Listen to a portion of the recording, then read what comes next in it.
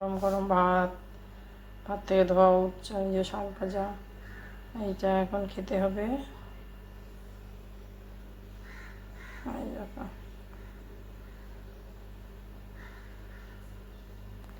আর এই যে মেয়ের টিফিন নিয়ে ওইগুলো রুটি করেছি।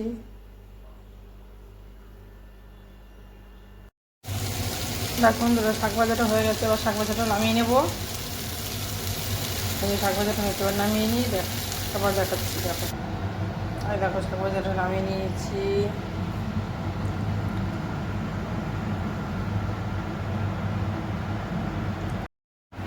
গুড মর্নিং বন্ধুরা, শুভ সকাল। কে কেমন আছো বলো।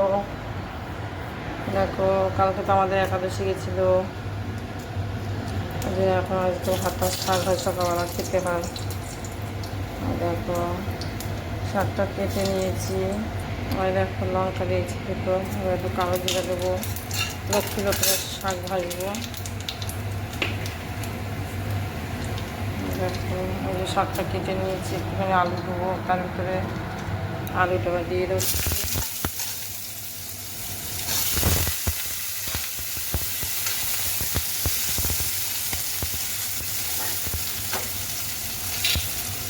এবারে শাকটা দিয়ে দেবো। লক্ষ্মী লক্ষ্মী শাক ভাজা পেঁয়াজ রসুন দেয় না, তো আলু কালো দিয়ে ফোড়ন দিয়ে ভাজলে এই ভালো লাগে। অন্য সব শাকে যেরকম পেঁয়াজ রসুন দিতে হয়, আর এটা একটু কালো জিরা আর শুকনো লঙ্কা হয়ে গেছে। দেখো, শাকটা দিয়ে দিলাম। এবার একটু হলুদ আর লবণ দিয়ে ঢেকে দেবো।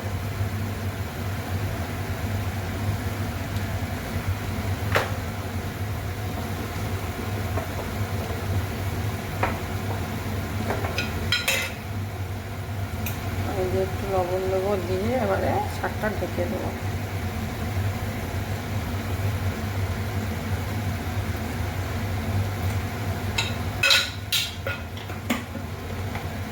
ঢেকে দিচ্ছি, এবারে হোক। এই যে ভাতটাও হচ্ছে, দেখেছো। শাক ভাজা নাড়া দিয়ে দাও।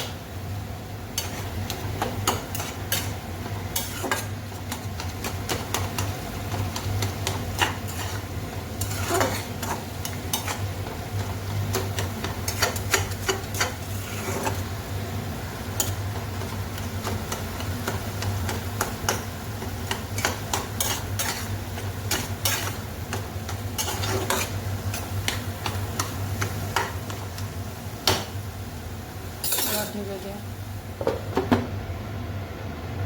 এই দেখো, আটাটা মেখে নিয়েছি, মেয়ে টিফিন নিয়ে যাবে, তাই আটাটা মাখা হয়ে গেছে। এইবারে এই দেখো, আটাটা মেখে